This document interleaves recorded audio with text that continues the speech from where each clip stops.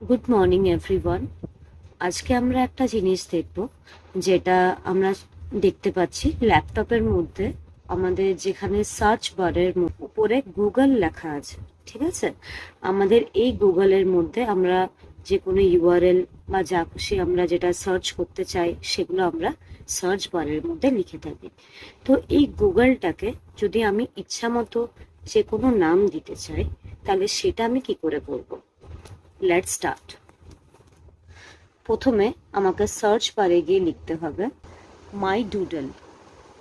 Search বারে গিয়ে দেখো অলরেডি আমাকে শো করছে মাই ডুডল। শো না করলে তোমাকে লিখতে হবে মাই ডুডল বলে। মাই ডুডলে যখনই আমি ক্লিক করব, ফার্স্টটা দেখতে পাচ্ছি আমি। ফার্স্টে কি আছে না, ক্রোম ওয়েব স্টোর, মাই ডুডল ক্রোম ওয়েব। ফার্স্টেরটাই আমাকে ক্লিক করতে হবে। ফার্স্টেরটা ক্লিক করার পরে আমার কাছে এরকম একটা ইন্টারফেস বা এরকম একটা পেজ আমার কাছে খুলবে। নেক্সট আমাদের কাজ হচ্ছে আমাদের করতে হবে অ্যাড টু ক্রোম। দেখতে পাচ্ছ অ্যাড টু ক্রোমে আমরা চলে যাব। অ্যাড টু ক্রোম করার পরে এখানে আমরা অলরেডি দেখতে পাচ্ছি যে অ্যাড টু ক্রোম আমরা করেছি।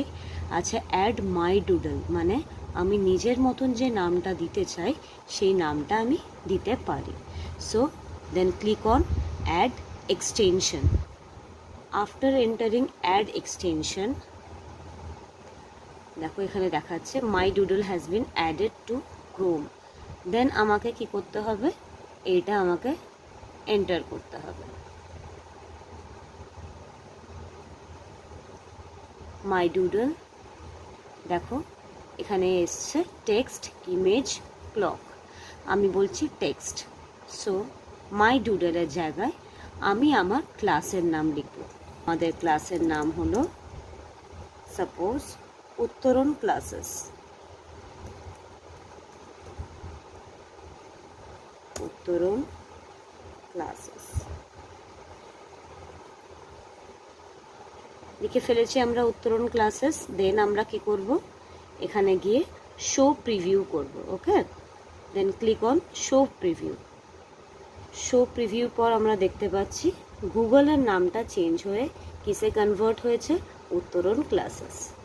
আর এরকমই কোনো ইন্টারেস্টিং ভিডিওসের জন্য আমাদের উত্তরণের Facebook page, Instagram page and YouTube page অবশ্যই কিন্তু সবাই ফলো করো। Thank you.